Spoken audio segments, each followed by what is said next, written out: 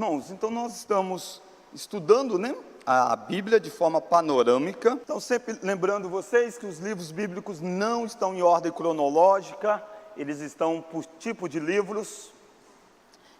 Este é um resumo da história do Antigo Testamento. Através destes grandes marcos aqui, você consegue estruturar essa grande história que acontece no Antigo Testamento. É muitos anos envolvido, então não é fácil você contextualizar um assunto no outro. Se você conseguir ter noção disso aqui, isso vai melhorar sempre a sua leitura bíblica. Você vai entender os grandes eventos que vêm antes ou que vieram para que chegasse naquele ponto da história. A grande pergunta que eu sempre faço é: em que lugar que o livro de Joel está? Qual o momento dessa história que o livro de Joel está? E eu não vou deixar você quebrar a cabeça para responder, porque é debatido. A gente vai ver isso agora no início logo, que não é fácil determinar em que contexto o livro de Joel está. Você sabe, né, que você teve a divisão do reino, aqui Reino do Sul e Reino do Norte, depois da morte de Salomão. Então você tem vários reis no norte, vários reis no sul. Você tem a queda de Israel, que é o reino do norte, as 10 tribos, por volta de 700 e pouco, e você tem a queda de Jerusalém, por volta de 500 e pouco antes de Cristo. E depois você tem a volta dos exilados, né, que acontece na história. Então, quando você olha para esse cenário, normalmente os profetas, eles estão ou aqui antes da queda de Israel, ou aqui depois da queda de Israel, mas antes da queda do sul, ou aqui depois da queda, antes de voltar para o exílio, ou aqui depois que eles voltam do exílio. Então você tem profeta nesses grandes blocos: antes da queda de Israel, antes da queda de Jerusalém, depois da queda, vivendo lá no exílio, Daniel, Ezequiel, e você tem profetas depois que eles retornam do exílio. Então o ponto é: será que Joel está onde? E os estudiosos não conseguem precisar isso. Há algumas hipóteses para cada uma das questões, existem argumentos interessantes. Então alguns entendem que está antes da queda de Israel, outros entendem que está depois da queda. O profeta Joel com certeza está profetizando para Jerusalém, para o sul. Então é pós-divisão do reino, já tinha acontecido a divisão do reino, e ele está profetizando para o povo de Jerusalém. Agora ele está profetizando para o povo de Jerusalém antes que caiu Israel.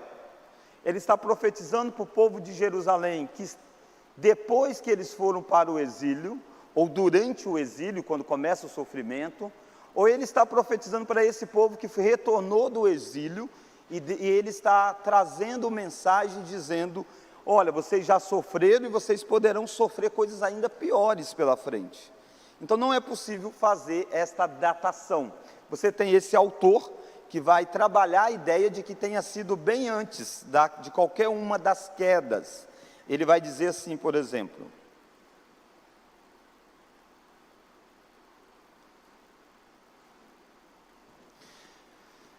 sugere-se, portanto, que Joel foi escrito em meados do século IX a.C. Isso dá em torno de 860 a 850 a.C., durante os últimos anos do reinado de Josafá. Então Josafá estaria reinando no sul, e aí antes do fim do reinado dele se dá os acontecimentos. Ele usa como principal argumento uma correlação com o ministério de Elias, que é muito conhecido. Então ele diz: essa data coincide com o ministério de Elias, que aconteceu no norte, o que Deus permitiu identificar as pragas de gafanhotos e a seca mencionados em Joel, com a grande seca que ocorreu durante o reinado de Acabe. Daqui a pouco você vai ver que a cena marcante do livro de Joel é uma imagem de Deus autorizou que gafanhotos devorassem tudo. Então houve uma praga sobre o povo, um gafanhoto, e aí tem 4 tipos de gafanhotos citados lá, que vão causar uma grande destruição. Então esse autor vincula esse fato com aquele período em que Elias anunciou seca no reino do norte. Então, como houve seca, no sul houve uma praga voltada para os gafanhotos. Como eu disse, é uma possibilidade, né? Mas ele diz, em última análise, no entanto, é preciso lembrar que a importância de se datar o livro com a finalidade de interpretação é mínima. Não é necessário você estabelecer a data para você entender o livro, porque o livro faz questão de não dizer quem era o rei, ao contrário de Oséias, que diz, na época em que fulano era rei, fulano, fulano, fulano. Joel simplesmente não diz. Então não é necessário datar, né? Ao contrário da natureza das outras profecias, em que o conhecimento do tempo e da história está significativamente relacionado com a sua compreensão, a mensagem de Joel é atemporal. Ela estabelece uma doutrina que poderia ser repetida e aplicada em qualquer época da história. A Bíblia de Genebra vai pontuar para nós a ideia de que não é possível também datar o livro. Ele diz assim, uma vez que o livro não contém indicações claras contra a época em que foi escrito, é extremamente difícil precisar a sua data. E aí ele vai dar algumas regras, né, algumas possibilidades. Como eu disse, alguns que entendem por volta do ano do século IX a.C., outros acreditam que foi bem próximo da queda de Jerusalém, lá por volta de 586, e outros preferem a data pós-exílico. E aí eu gostei da frase de Calvino. Calvino então diz, mas como não há certeza, é melhor deixar a época em que ele ensinou indecisa. E como veremos, isso não é de grande importância. E aí ele vai fazer a mesma comparação de que é importante você saber datas de outros livros, como de Oséias, porém de Joel não é possível. E aí ele termina dizendo que, mas podemos concluir que ele ensinou em Jerusalém, ou pelo menos no reino de Judá. Eu sou tendencioso a achar que foi antes do exílio. Após estudar um pouco mais, eu acho que foi antes do exílio. Mas concordo com Calvino que, como não é preciso datar, a gente não precisa ficar trabalhando em cima da afirmação, né? Da afirmação. E qual que é o propósito do livro? Qual que é o propósito de ter escrito este livro de Joel? O propósito é chamar o povo ao arrependimento, para que eles possam escapar do juízo e desfrutar das bênçãos trazidas com a chegada do dia do Senhor. Preste atenção nessa palavra, dia do Senhor.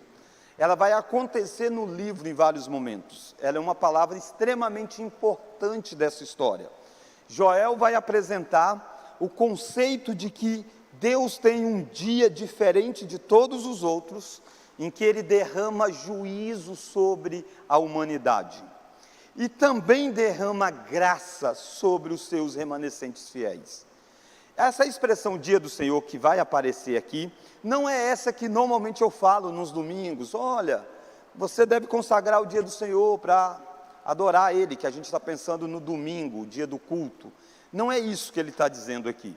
Dia do Senhor, aqui em Joel, é a ideia de um dia de julgamento que vai se dar. Então ele vai ter várias nuances, vai ter um dia do Senhor que está muito próximo, e um dia do Senhor que está bem distante, que a gente chama do dia do Senhor escatológico. Então o dia do Senhor iminente e o dia do Senhor escatológico. A gente vai avançar, né? A gente vai chegar lá, vamos entender isso melhor. Mas então o ponto o propósito do livro é chamar o povo para eles se arrependerem, porque o dia do Senhor está chegando, seja de juízo próximo e do grande dia, o terrível dia do Senhor, que vai acontecer no último dia da história. O outro autor trabalha essa mesma ideia de mostrar a ideia de arrependimento, a ideia de um juízo cósmico, e como que Israel é o receptor do canal da bênção, da restauração deste Deus. Como que o livro está dividido? E aqui a gente vai então entrar no livro propriamente dito.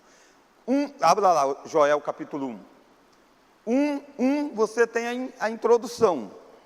Vamos juntos? Palavra filho de Petuel. Percebe? É só isso que tem de introdução. Não tem ano, data, quem é rei, nada.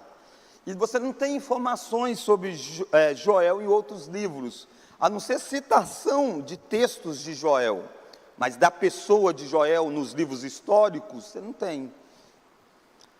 Petuel também não era alguém conhecido, então você não tem como saber os contextos históricos. Aí você entra numa parte que vai apresentar para nós a invasão de gafanhotos, um desastre que é explicado por Deus. Perceba que esse desastre explicado por Deus, ele é apresentado na boca do profeta como sendo algo de caráter incomum. Olha lá o verso 2. Vamos juntos? Ouvi isto, vós velhos, e escutai todos os habitantes da terra. Aconteceu isto em vossos dias, ou nos dias de vossos pais? Narrai isto a vossos filhos, e vossos filhos o façam a seus filhos, e os filhos destes a outra geração. Perceba que é uma informação de que aquilo que eles estão vivendo é algo inédito na história. Eles estão dizendo, vocês não têm esse evento acontecendo, não é uma praga qualquer, não é como de vez em quando acontece, de haver um desequilíbrio aí na natureza e de repente uma praga se dá e causa uma destruição da natureza, de uma determinada plantação. Não, Joel está dizendo, olhe para trás, aconteceu isso em algum tempo dentro da história de Israel? Não. E olha que pergunta aos velhos, né? Vocês velhos, quer dizer, não vocês aqui velhos, não, os velhos lá de Israel. Vocês velhos, vocês ouviram alguma coisa sobre isso? Então perceba que essa praga que vai vir, que está vivendo, esse é o que já está acontecendo aí, naquele momento da história, era algo forte. E o que é isso? Olha o verso 4, vamos juntos? O que deixou o gafanhoto cortador, comeu o gafanhoto migrador. O que deixou o migrador, comeu o gafanhoto devorador. O que deixou o devorador, comeu o gafanhoto destruidor. Perceba que ele cita 4 tipos de gafanhoto: cortador, migrador, devorador e destruidor. Ele está dizendo, veio algo e destruiu muito. Aí você diz, oh, que estrago. Mas do que ficou desse, veio outro e causou ainda mais destruição. Veio outro e causou ainda mais, veio outro e causou ainda mais. Então é algo muito forte. Daí que aquele estudioso que eu citei no início, ele diz, lembra que quando houve o ministério de Elias, houve fome no norte. Ficou sem chover 3 anos. Houve seca terrível. Então, será que seria esse momento da história em que isso se deu lá no Reino do Sul? Então, são possibilidades, né? Mas o ponto é, houve esse devorador. Esse devorador, às vezes, é muito usado, né? Em encontros de crentes, onde tem lá um monte de crente comendo, chegaram os devoradores, os gafanhotos, os 4 tipos de gafanhoto não passaram e não deixaram nada, né? Então esse é o primeiro ponto que o profeta apresenta para nós, a ideia de que é algo inusitado. Então a gente não pode olhar como sendo algo natural, e é isso que Deus quer fazer. Havia um risco da nação de Israel olhar para esse evento e achar simplesmente como causa e efeito, e nós precisamos estar atentos a isso. Nós sabemos que Deus age através das coisas naturais. Então esse gafanhoto é um animal, um bicho mesmo, mas Deus é o soberano por detrás que está trazendo ele para um efeito devastador de punição, de disciplina, de trazer juízo sobre o seu povo. E às vezes a gente olha para as coisas que acontecem no mundo, e às vezes a gente trata isso apenas no campo da racionalidade. Não, Deus está conduzindo a história. E Deus traz sim momentos de grande dor para humilhar o povo dele, para quebrantar o povo dele. A Bíblia fala a ideia de pragas, de pestes, né? Então nós cremos nisso, que Deus conduz a história e ao termos grandes catástrofes como epidemias, pandemias, a gente deve lembrar que existe um Deus que está fazendo algumas coisas no mundo, ao trazer determinados juízos. A gente chama isso de juízos temporários de Deus, porque não são juízos que vão continuar para todo sempre, não são juízos que necessariamente vão separar aquele que é fiel ao Senhor daquele que não é fiel. Então aquele que não é fiel, o juízo vem sobre ele, e aquele que é fiel não vem. Não, esses tipos de juízos temporários de Deus recai sobre o povo, e recai porque o povo está em desobediência, e aí atinge pessoas que estão em obediências e pessoas que estão em desobediências. O gafanhoto não escolheu só algumas lavouras lá, foi uma praga devastadora, e até mesmo pessoas que eram bem tementes a Deus, viveram as consequências de estar em um mundo em que pessoas estão em rebelião com Deus. E essas pessoas, se diz, poxa, eles são injustiçados. Eles não são, porque se a gente for levar para a questão do que eles realmente merecem, por mais que eles não estejam em grande rebelião com Deus, um pecado só já era suficiente para eles não estar existindo. O salário do pecado é a morte. Então, por mais que eles estão numa jornada mais espiritual, eles ainda merecem o juízo de Deus. Então esses juízos temporários caem sobre maus e bons nesse sentido, daqueles que estão tementes ao Senhor. E aí perceba que o autor começa a apresentar uma convocação para que determinadas camadas da sociedade possam se arrepender, porque eles estão vivendo em grande prejuízo. Olha lá Joel capítulo 1, olha o verso 5, por causa do mosto, porque está ele tirado da sua boca. Vocês que bebem, ele diz, despertem, lamentem, o devorador causou destruição e foi tirado de vocês o mosto. Olha o verso 6, porque veio um povo contra a minha terra, poderoso e inumerável, os seus dentes são dentes de leão, e ele os tem queixas em uma leoa, fez de minha vide uma assolação, destroçou a minha figueira, tirou-lhe a casca que lançou por terra, e os seus sarmentos se fizeram brancos. Lamenta com a virgem, que pelo marido da sua mocidade, está cingida de pano. Então perceba que essa descrição começa a apresentar dos bêbados, dos fazendeiros que perderam as suas colheitas. Olha o verso 8 agora. Lamentem com a virgem que pelo marido de sua mocidade está cingida de pano de saco. Olha agora o verso 9, vamos juntos?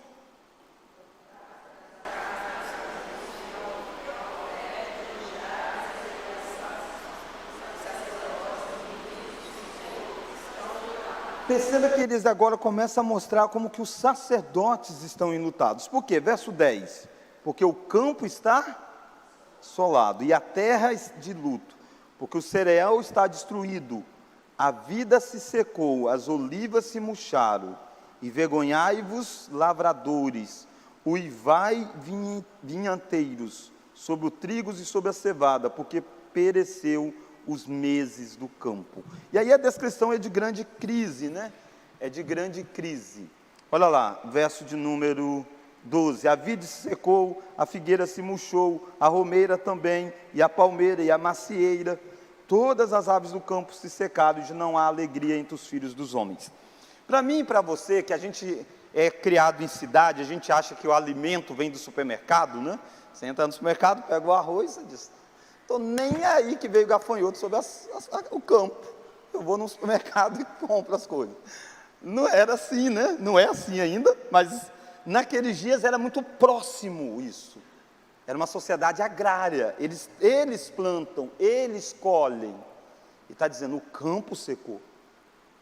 Então, é uma cena devastadora. Verso de número 13, cingi-vos de pano de saco e lamentai, sacerdotes, ruivai, ministros do altar, vinde, ministros de meu Deus, passai a noite vestidos de pano de saco, porque a casa do vosso Deus foi cortada a oferta de manjares e a libação. Perceba que ele está mostrando que essa crise econômica que se deu sobre a nação de Israel afetou a casa de Deus, o templo. Então, A ideia é que tinha sacerdotes ministrando ainda no templo. E havia as ofertas. Quando você colhia, as primeiras partes você separava e entregava na casa do Senhor. Como não houve colheita, não está tendo, entrega na casa do Senhor. E o próprio sacerdote vivia das doações. Uma parte daquilo que era doado era queimado em oferta ao Senhor. Outra parte o sacerdote comia, ele e a sua família. Porque esse é o trabalho dele. Ele não tem campo para plantar, ele não tem onde colher. E aí está dizendo, todas as categorias da sociedade foi afetado pela crise, inclusive o próprio sacerdote. Daí há um chamado para que a nação toda se arrependa. Verso 14, vamos juntos? Promulgai um santo jejum, convocai uma assembleia solene, congregai os anciãos, todos os moradores desta terra, para que a casa do vosso Deus, e clamai ao Senhor. Então esse é o convocação de arrependimento nacional. Então perceba, o que você viu? Você viu o estabelecimento do juízo, de 4 tipos de gafanhotos estava devorando tudo, não ficou nada. E aí ele apresenta como que o povo precisa acordar de que isso não é algo apenas natural, isso tem uma dinâmica espiritual. Então eles precisam se arrependerem. É necessário convocar o povo numa assembleia solene e passar pelos rituais de arrependimento. Daí o autor reconhece, olha lá o verso 15 a 20, ele faz um reconhecimento de que isso que nós estamos vendo tem a ver com a ação divina do Senhor sobre o povo, e que isso é um sinal de um dia de juízo. Olha lá o verso 15, vamos juntos? Que dia, porque o dia do Senhor está perto, e vem como assolação do Todo-Poderoso. Percebe, é a primeira vez que vai aparecer a expressão dia do Senhor. Ela vai voltar a aparecer várias vezes. Então ele está dizendo, isso que vocês estão vendo, que é devastador, vocês não sabem, mas o dia do Senhor está perto.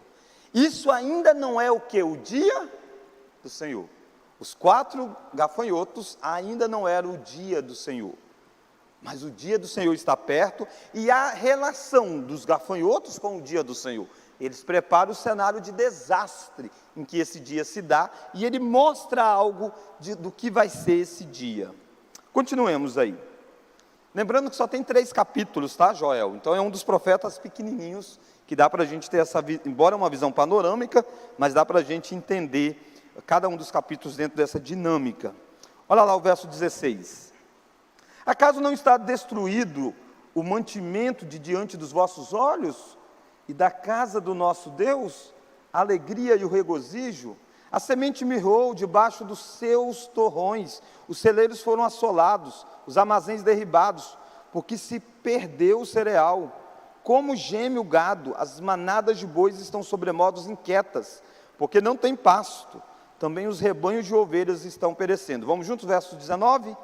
A ti, ó Senhor, clamo, porque o fogo consumiu os pastos do deserto, e a chama abrasou todas as aves do campo. Também todos os animais do campo bramam suspirantes por ti, porque os rios se secaram e o fogo devorou os pastos do deserto. Então ele vê Deus por detrás disso, ele chama a atenção para o povo ver, ele diz, acaso não está destruído o mantimento diante dos vossos olhos?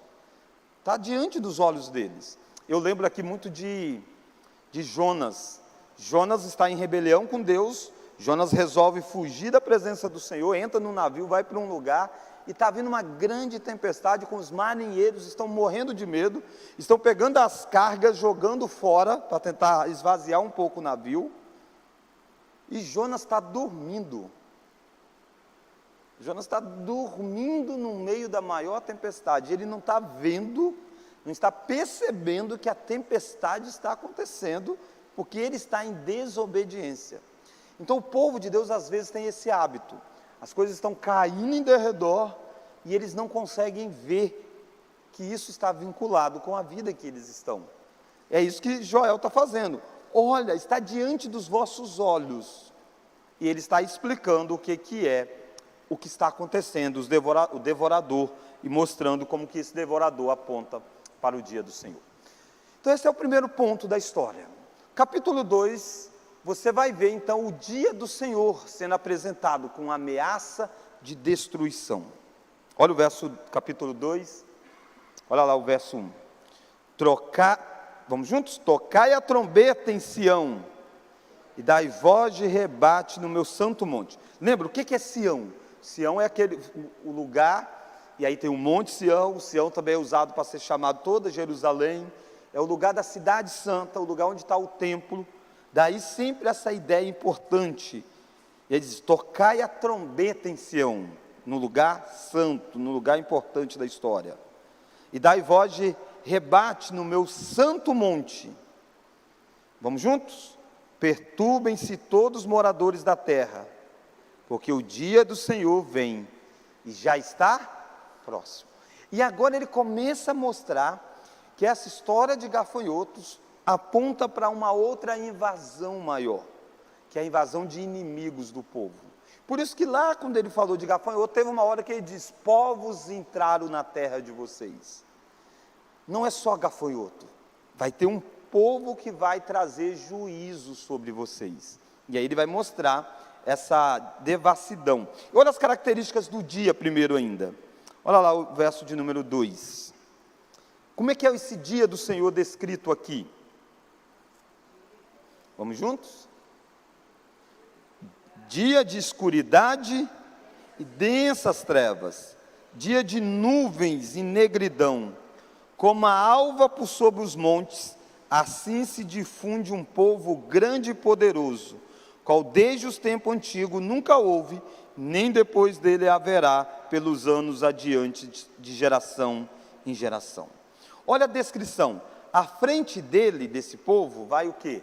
À frente dele vai fogo devorador, atrás chama de brasa, diante dele a terra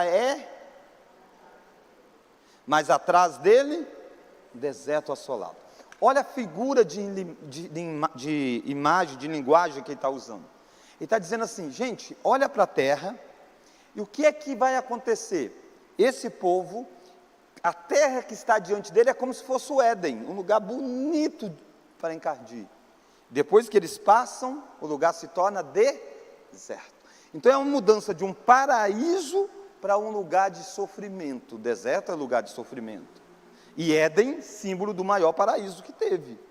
Os homens tinham sido expulsos do Éden. Não é que ele está dizendo que a terra é o Éden. Ele está comparando, ele está dizendo, é isso que acontece no dia do Senhor, no dia do juízo. Deus reverte aquilo que parece bom e transforma em grande e terrível aflição. Então olha aqui para o slide. Então no capítulo 1 a gente viu da ideia dos gafanhotos e foi apresentado o conceito do dia do Senhor. Esse dia do Senhor então é apresentado como uma ameaça de grande destruição. O que vai acontecer? Vai vir um julgamento cósmico de Deus que vai trazer uma invasão militar na Palestina. É algo sem precedentes, mandado por Deus, se aproxima, é aquele dia escuro, densas trevas.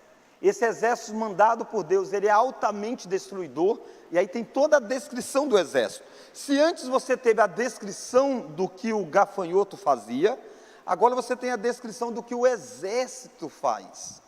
Esse exército que vai invadir. A gente não vai ler tudo por causa de tempo, mas ele vai trazer essa descrição aí, a aparência dele é como de cavalos, e por aí vai toda a descrição até o verso 6. Esse exército é mandado por Deus e ele é irresistível. Olha lá a partir do verso 6. Diante deles, tremem os povos, todos os rostos empalidecem, correm como valentes, como homens de guerra, sobem muros, e cada um vai ao seu caminho, e não se desvia da sua fileira. Não tem como escapar, porque Deus entregou as cidades aos olhos desses. Isso vai então até o verso de número 11. Olha lá o verso 11, ó. O Senhor levanta a voz diante do seu exército, porque muitíssimo grande é o seu arraial, porque é poderoso. Quem executa suas ordens, sim, grande é o dia do Senhor e muito terrível. Quem o pode suportar? Lembra, para quem entende que esse livro é antes do exílio, esse dia do Senhor e esse exército que vai chegar são quem? Os caldeus, a Babilônia. Vai trazer aquilo que nós vimos em outros livros, que é quando o povo é destruído através da Babilônia e é levado para o exílio. Esse é o dia do Senhor para aquela geração. Mas isso aponta para um outro dia do Senhor, que é o dia escatológico da volta de Cristo. Eu já falei com vocês sobre aquilo que a Bíblia chama de perspectiva profética. Um grande evento na Escritura nunca é visto apenas com um cumprimento só. Ele tem vários cumprimentos da história. É como você olha para uma montanha, e aí você tem várias montanhas, parece que estão próximas. Você olha e diz, é tudo igual, é uma do lado da outra. Quando você chega, você percebe que tem uma montanha, tem um vale entre elas, tem outra montanha. Então assim se dá as profecias bíblicas. Por exemplo, na geração dos que viveram na época de Noé, Deus trouxe o dia deles sobre aquela geração, dia de grande juízo. A geração que viveu nesse período, Deus vai trazer grande juízo. Antes um pouquinho ainda, o período de Sodoma e Gomorra, lembra? Um grande juízo sobre o mundo. Então Deus, várias vezes, Deus trouxe grandes juízos sobre o mundo. E lembrando de que o último juízo vai se dar no último dia, quando Cristo voltar. Então olhar para a história da humanidade e dizer, Deus nunca pune mesmo os ímpios, é um erro. Ele já fez isso no dilúvio, ele fez isso com Sodoma e Gomorra, ele fez isso com o povo de Israel no exílio, e ele vai fazer isso no último dia. Esses eventos, maior e menor grau, têm as características daquilo que é chamado dia do Senhor.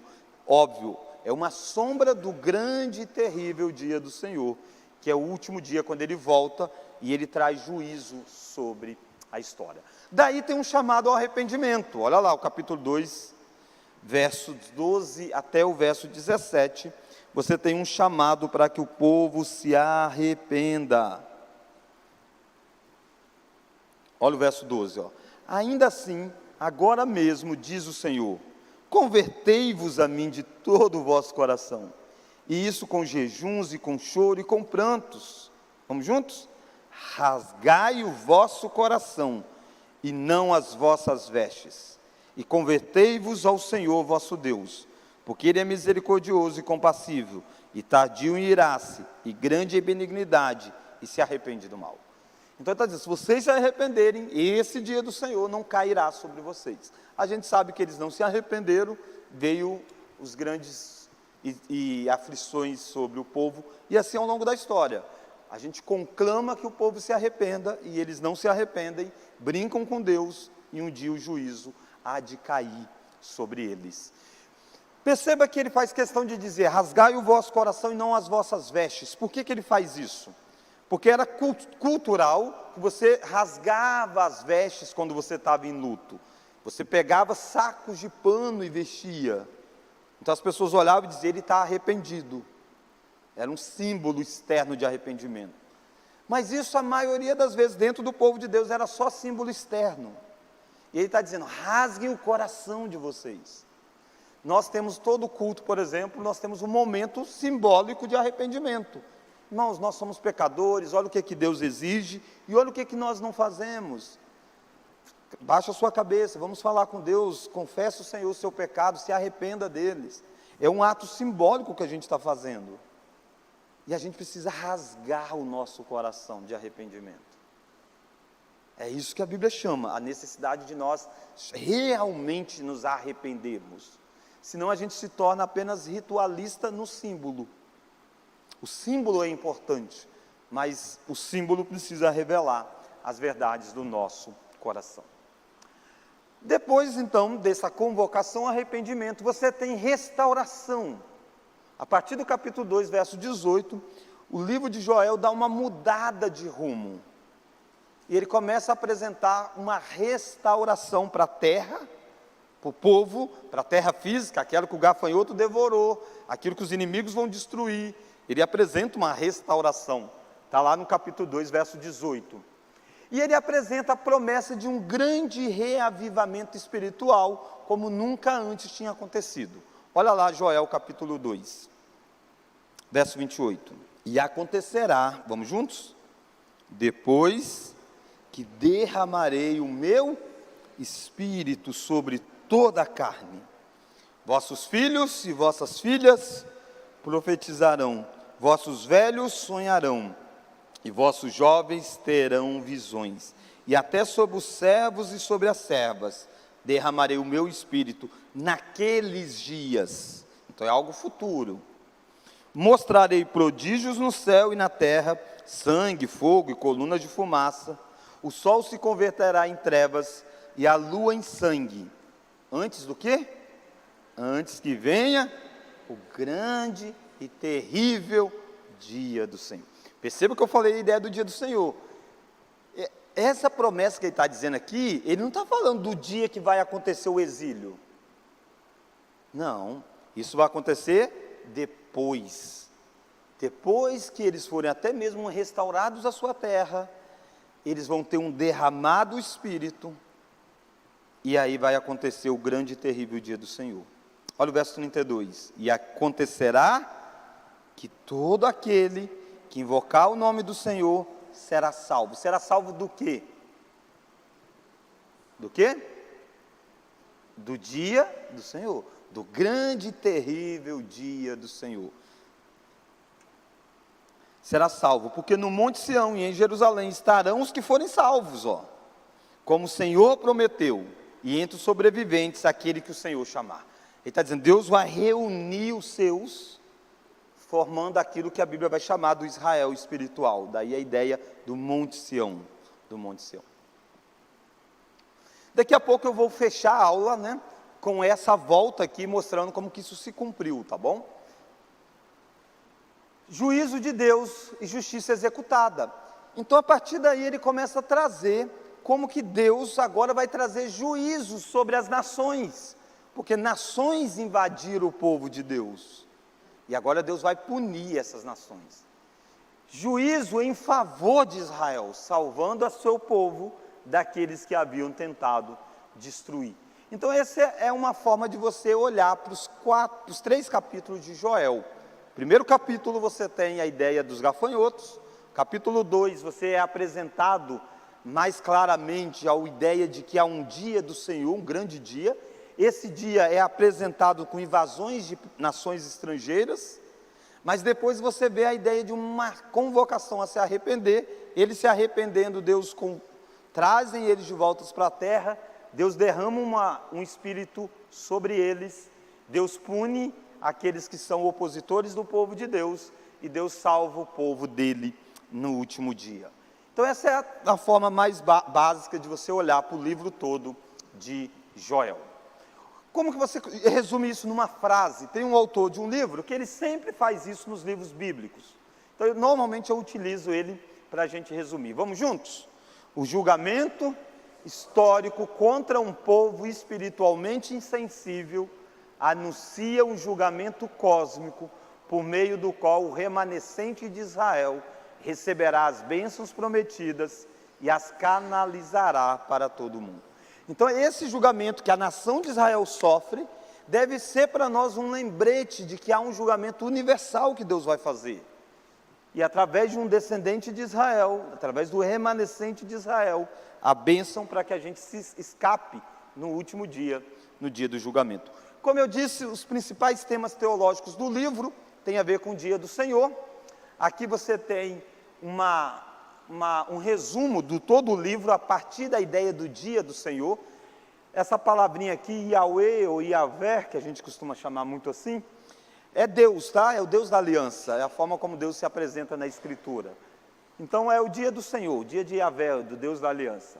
Então perceba que ele faz 3 divisões do dia aqui, O dia corrente de Yahvé, o dia que estava acontecendo com o povo, então de 1 a 20, a origem da mensagem, a ordem de contemplar a devastação, que era a ideia dos gafanhotos, a totalidade da devastação, o chamado ao arrependimento em face da devastação. Então percebe, esse é o dia em que eles estão vivendo. Aquela geração estava vivendo isso. É o dia histórico, experimentado pelo povo. Há um anúncio de um dia iminente para o povo. Os gafanhotos não é a praga final. Vai ter um dia de invasão sobre eles, que é o capítulo 2 a 17. Você tem então o soado alarme, o exército invasor e a admoestação para que o povo se arrependa. Mas existe o dia escatológico, o dia que ainda vai cumprir-se.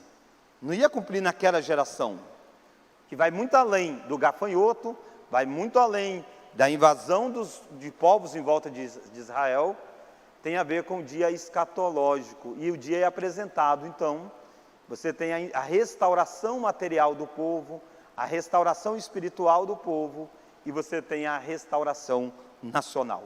Percebe que o aspecto escatológico tem a ver com restauração do povo, derramado do Espírito, e tem a ver com juízo sobre aqueles que não estão em arrependimento diante do Senhor. Não tem como Deus trazer restauração ao mundo, se Deus não trazer juízo ao mundo. Essas coisas têm que estar conectadas. Às vezes a gente quer tanto a restauração das coisas, mas a gente esquece que para isso Deus vai derramar juízo sobre aqueles que precisam ser punidos. É assim que vai se dar o dia escatológico de Cristo. Já inaugurado desde a vinda de Cristo. Desde a vinda de Cristo nós iniciamos aquilo que eles chamam dos últimos dias. E o que marca isso? O que marca isso é a promessa do derramamento do Espírito Santo. Lembra que Joel disse? E acontecerá que nos últimos dias, Deus vai derramar o Espírito Santo. Abra Atos capítulo 2. Atos 2. O nosso irmão Leonardo muito bem pontuou aqui na abertura, o texto de João 14, de Jesus falando sobre isso. 14 a 16, Léo, você leu? 14, né? 14 mesmo. Então, João 14 falando sobre essa vinda do Espírito Santo, do Consolador. João 16, ele vai retomar esse assunto. Jesus está dizendo, se eu não for, o Espírito não vem. É necessário que Cristo morra para que o Espírito seja derramado. É a morte de Cristo, o juízo de Deus acontecendo num dia sobre alguém, para que a restauração se dê sobre a história, e esse que recebeu o juízo traga o grande dia do juízo no último dia. Então, abra Atos capítulo 2, com a morte e ressurreição de Jesus, ele subiu aos céus, e ele derramou sobre o seu povo, olha lá o verso 1, ao cumprir-se o dia de Pentecoste, estavam todos reunidos no mesmo lugar. De repente veio do céu um som como de um vento impetuoso, encheu toda a casa onde estavam assentados, e apareceram distribuídas entre eles línguas como de fogo, e pousou uma sobre cada um deles. Todos ficaram cheios do Espírito Santo, e passaram a falar em outras línguas, segundo o Espírito lhes concedia que falassem. Ora, estavam habitando em Jerusalém judeus, homens piedosos, vindo de todas as nações debaixo do céu. Lembra a ideia de vai vir gente. Esses judeus tinham sido espalhados, estão reunidos lá para celebrar a Páscoa e o Pentecoste, e Deus derrama o Espírito sobre eles. Está cumprindo Joel, verso 6.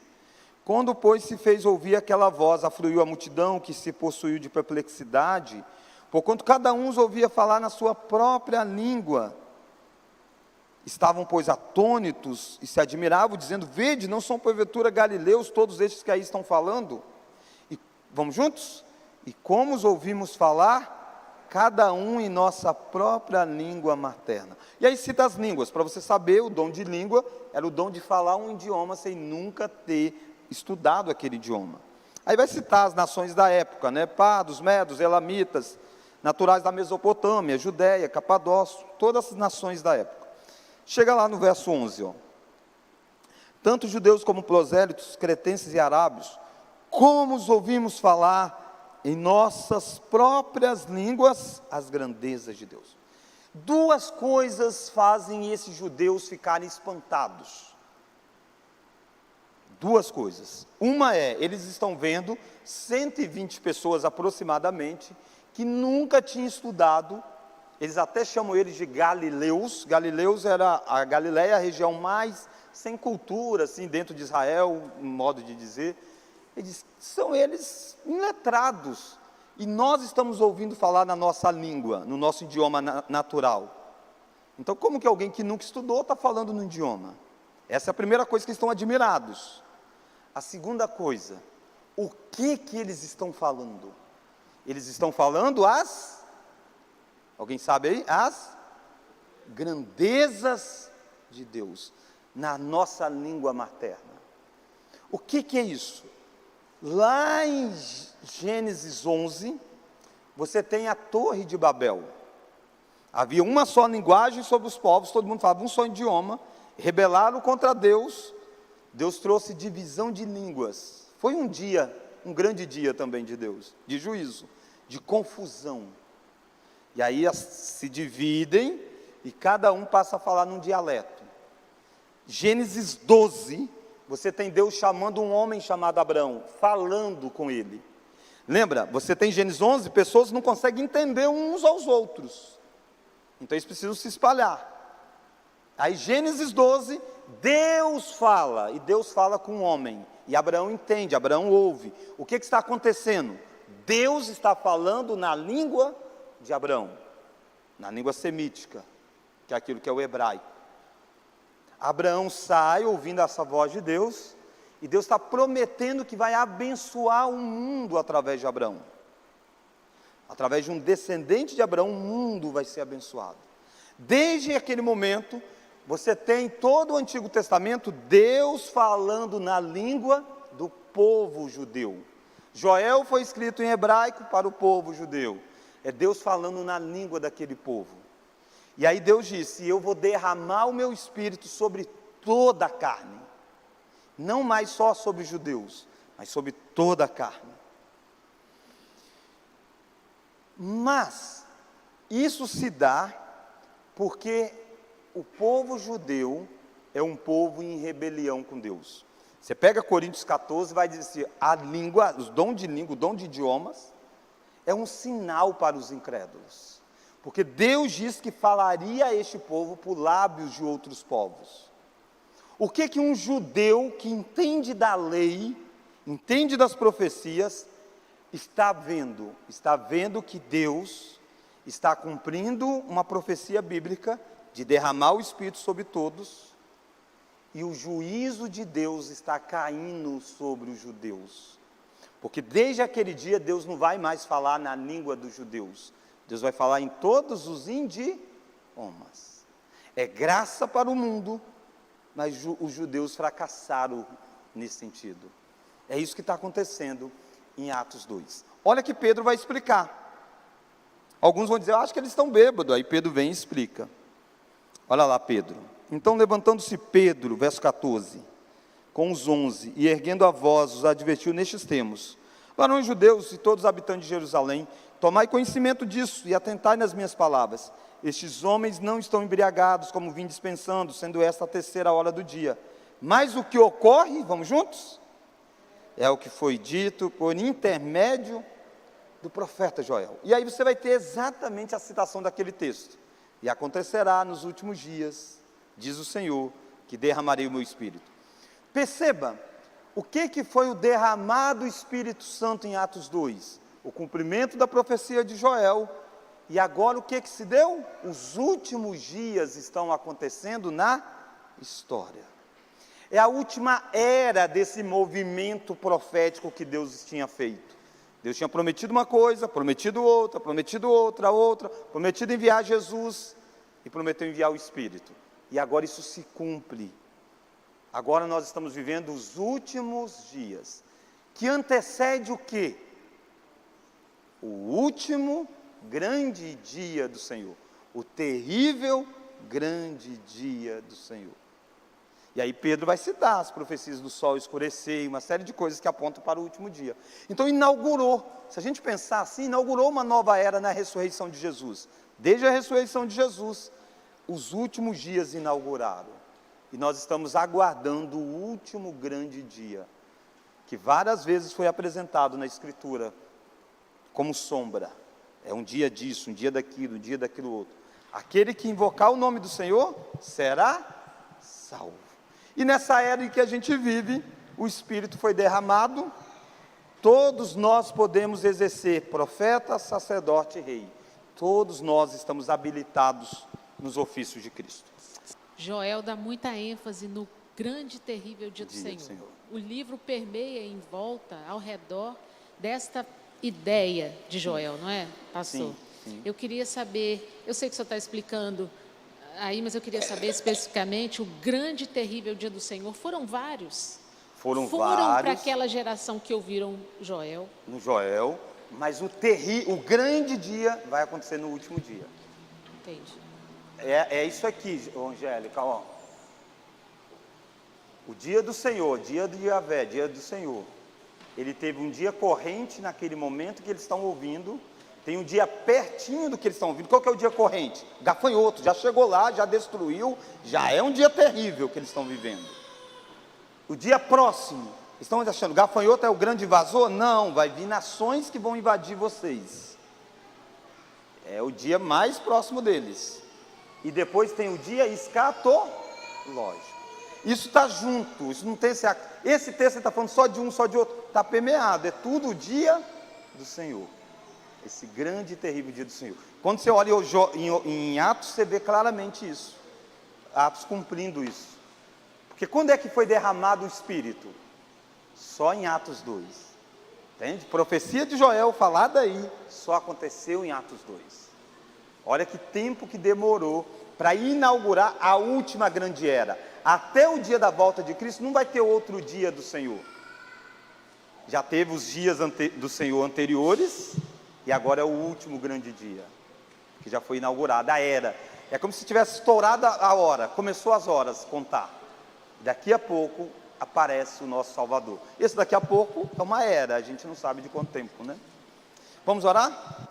Deus, obrigado porque a Tua palavra aponta para nós que se nós estivermos em Cristo, o grande e terrível dia do Senhor se torna um dia de grande deleite por nós, porque nós vamos ver e nos alegrarmos em ver o Senhor trazendo restauração. O grande dia do Senhor é o dia em que nós seremos libertos das garras da opressão, daqueles que são inimigos do Senhor e nos atingem. Por isso nos dê a graça de estarmos em Cristo, nos ensine a valorizarmos a obra que o Senhor tem feito e nos faça rasgar o nosso coração em arrependimento sincero por tudo aquilo que a gente tem feito de pecado e nos faça ver como que o Senhor age na história, mostrando que o Senhor é um Deus amoroso, mas também um Deus de juízo. Oramos em nome de Jesus. Amém.